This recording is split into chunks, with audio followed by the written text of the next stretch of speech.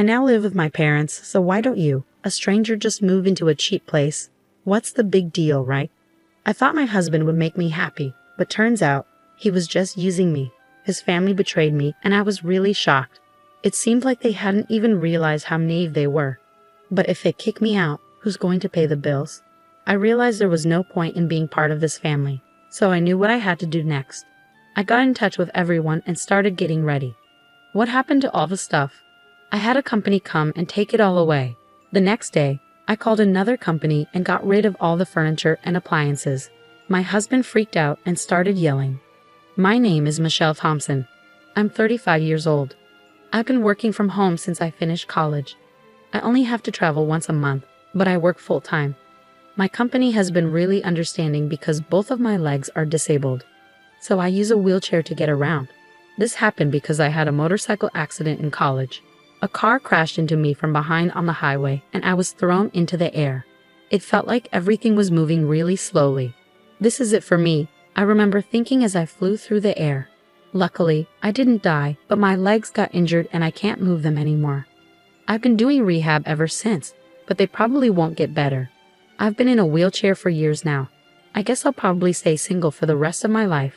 Once I accepted my condition, I started wanting to get married again. One day, my friends arranged a blind date for me, and that's when I met Ken, who's 5 years older than me. Despite his age, he looked younger. What surprised me was how immature he acted for a 40-year-old.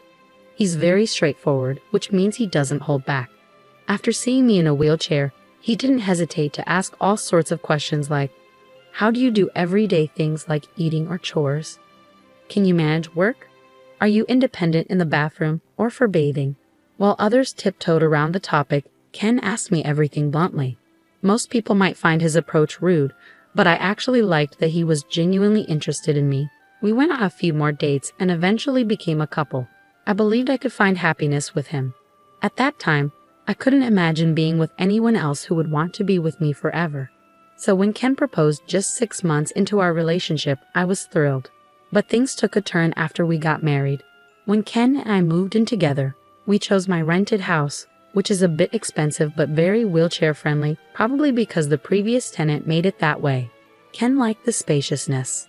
Since I spent most of my time at home, I ended up doing most of the housework. Sometimes when I was tired, I'd ask him for help, but he'd just say he was too tired and wouldn't lift a finger, not even to help me bathe. Seriously, I'm not doing that, Ken said when I asked him for help. I technically can manage on my own, but it takes a lot longer. When I lived alone, I had a caregiver come twice a week to assist me in the bath. I was used to managing the other 5 days on my own, but I always wished Ken would help. It would be so much quicker. Every time I spent a long time getting into the bath, I stopped asking for the caregiver's help because Ken said it was a waste of money. As I was bathing, I started feeling tired in my arms. The bathroom was originally designed to be accessible, which was one of the reasons we chose the place. But when Ken took a bath first, he wouldn't tidy up afterward. He'd leave the bath bucket out and shampoo bottles on the floor, which made things even more difficult for me. Hey, could you please think about making it a little easier for me when I bathe alone? Just let me have a bath without overthinking it, I asked him. But no matter what I said, Ken wouldn't listen. This house is designed for you to live comfortably. I moved in for you and you still complain, Ken argued. You wanted to move to Ken. When did I ever say that? This house was originally my place. That's why it's set up for someone in a wheelchair. The first time I invited Ken over, he seemed impressed by the spaciousness and the appliances. I'd love to live here after we're married, he said, admiring everything. But now he complains, saying things like, this handrail is such a nuisance. It's like living in an old person's home. Why would you say that? Yeah, I should have looked more closely before, I admitted to myself. It finally dawned on me after we started living together. Ken married me because of the house, the appliances, and the fact that I could manage household chores despite my disability. Ken received praise from his colleagues and friends for being a wonderful husband, but that's far from the truth. He's just taking advantage of the fact that I can do everything by myself despite my disability. And on top of that, he's been jobless and partying every night since we started dating. Realizing all this after getting married is heartbreaking and makes me want to cry. But despite everything, I haven't broken up with him. I keep telling myself that there must be some love there since we got married, right? Hey, can you give me some allowance? Ken asked. You received some just the other day, didn't you? I replied. Yeah, but I've already spent it, Ken admitted. Slowly, Ken started to depend on me for money without putting in any effort to work for it.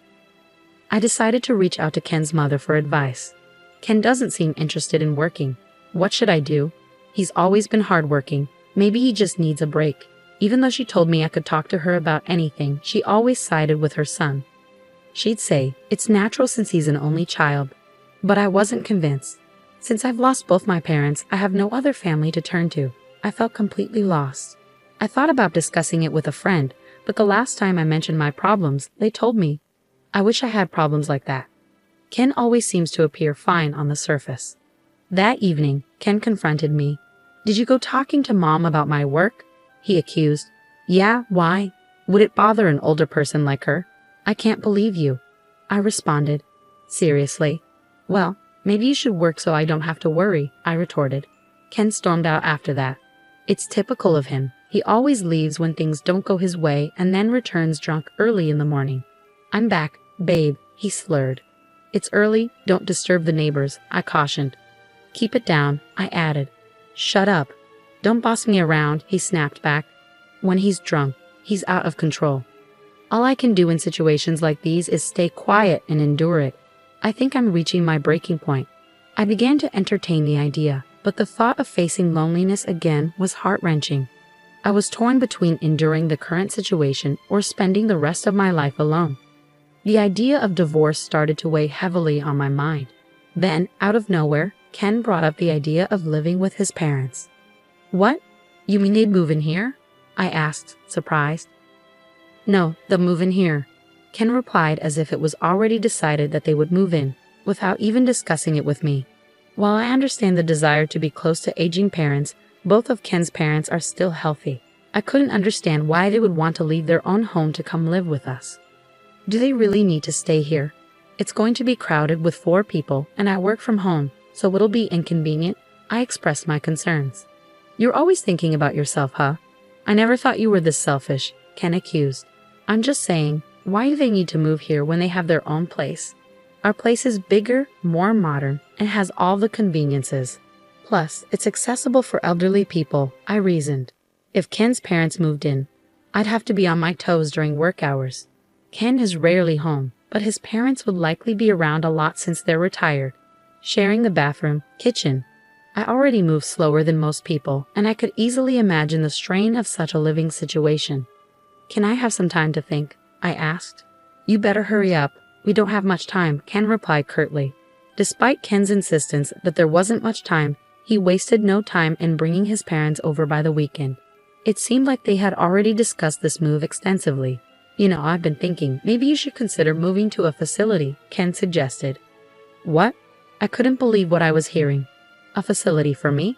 I was taken aback. Yeah, it's a good idea, right? You have your own limitations, right? In a facility, they take care of everything, Ken explained. It seemed like he wasn't just considering his parents moving in, but also the idea of sending me away. I'd visit you from time to time, he added casually. That statement jolted me awake. If not now, then when? Ken, what do you think I am to you, huh? You're my husband, right? Would you really tell your beloved wife to go to a facility? I confronted him. Hold on. When did I say I love you, Michelle? Ken's response made my anger boil. It was becoming increasingly clear that Ken was using me. Hadn't I known it all along? Wasn't it my fault for letting things get to this point? I felt like I needed to draw a line. Then, to my disbelief, Ken uttered even more shocking words. In this house, I'm going to live with my parents. You, an outsider, can go live in some cheap facility, he declared. What'd you just say? I looked to his parents, hoping for some support, but they just had unsettling grins on their faces. Why are you laughing? I demanded. What's the big deal, huh? Ken's parents responded with indifference. It seemed like things had been escalating too quickly lately. I couldn't shake the feeling that maybe they had their eyes on my home even before we got married. I knew I had to act fast and get these people out. Please leave, I said firmly. What? Leave now, I reiterated when they hesitated. How can you talk to my parents like that? Ken snapped, his anger boiling over. It was like I was seeing the real Ken for the first time. He was yelling at me with such fury. If he cared so much for his parents, why didn't he work hard and build them a house? Why did he have to take mine? My head felt like it was on fire. It's okay, Ken. Michelle must have been shocked since we came unexpectedly. His mother intervened. We just came to check the place today, his father added. Yeah, we need to check before moving in. Looks like there are more appliances than last time. Seems comfy to live in. It became clear they were here to stake a claim on my home. I took a deep breath, trying to calm myself as I filled my lungs with oxygen. Then, a sudden question popped into my mind. If I leave, how are they planning to survive? His parents are on a pension, and Ken's just a part-timer. I'm covering all the rent and living expenses. Who's going to pay the $2,800 a month? Do his parents think Ken's earning the living expenses? I voiced my concerns, but they were ignored as his parents cheerfully left. Ken followed them. I'm going to stay at my parents' tonight. Hold on, we need to talk, he said as he left. There's nothing to talk about. I, the man of the house, have decided. I won't change my mind, he declared before leaving me alone in shock. But I couldn't just stay like that. I immediately called a real estate agent I knew. Ken didn't return that night, probably celebrating with his parents. I quickly sorted out essential and non-essential belongings. When Ken returned the next day, he saw the organized stuff and laughed. Oh, started packing. Found a place to move to already? Ken asked, surprised by my swift action. Yes, I have, I replied, handing him a card. And here's the card of a divorce lawyer. Here you go, Ken. From now on, let's communicate through the lawyer. A divorce? Why? If you're kicking me out, there's no point in being married anymore, right? Ken tried to reason. Ken seemed taken aback by the mention of divorce. You can't live without me, right? He added, almost as a question. I don't understand what you mean. Who else would marry you? Ken responded, his arrogance showing. I can live on my own, but you said you wanted to get married. I reminded him. It was only then that I realized how arrogant and overconfident Ken was. He approached me thinking I was a lonely, disabled single woman. I'm independent, have money, and never struggle with my living. Plus, I stay home all the time, so I handle all the chores for him. I'm the ideal woman. Money keeps coming in even if he doesn't work. He thought I wouldn't leave because I couldn't find anyone else. That's why he was shocked when I casually brought up divorce. Why? You know, if you divorce me, you might be single for the rest of your life, Ken warned, revealing his insecurity. Well, if it means living a married life with you, I'd rather be single forever, I asserted. Whether I spend the rest of my life alone isn't for you to decide. I added, my usually submissive demeanor giving way to defiance. Ken seemed flustered, and I could tell he was panicking. I never thought he was such a weak man. I realized I had been putting up with him for far too long. Once I made the decision to divorce him, I felt a weight lift off my shoulders. I had been too focused on getting married. Anyway, you don't have to move out right away. I didn't mean to rush you into a facility that soon, I said. Oh, it's fine. I'll do as you wish. Don't worry, you won't find a place that fast. Think it over, okay? Ken replied, trying to regain control of the situation. I've already secured a place, so it's all right, I informed Ken. What? Wait a minute, isn't this too soon? Ken responded, clearly taken aback. I observed Ken's shifting attitudes, from smugness to panic. Dealing with him was becoming increasingly irritating as I calmed down. The facility staff are informed and know about my situation, so everything's fine. I reassured him, determined to move forward with my decision. When did you even set all this up? Were you preparing all along? Ken asked, clearly surprised by my sudden revelation. Yes, even before I met you, actually. I had been considering my retirement and had my eye on a certain facility. It's more like a condo. After an injury during my hospital stay, I read various investment books. I had decided to invest in stocks and real estate. I had diversified investments between my salary and my parents' inheritance. The facility I had my eye on, I had already purchased and had been renting it out for income. I never mentioned this to Ken. It's my hidden asset, I explained. We don't need to get a divorce. I get it. You can stay here. Let's live with my parents, Ken suggested. Do you not get it? Why would I ever do that? I responded firmly, feeling empowered by my newfound independence and decision-making. He seems pretty dense. Even after bringing up divorce, he still seems to believe he's the only one for me, I thought to myself. Sorry, but my mind's made up. What's your problem? I confronted Ken. You're so selfish. If you come crying back later, it's not my problem, Ken retorted. I won't be, so don't worry, I replied confidently, determined to move forward without him. Ken fell silent, lost in thought. Hours passed as I continued packing up my things. Then, I overheard Ken making a phone call. It seemed like he was speaking to his parents. It struck me as pathetic that he needed to rely on them for such decisions.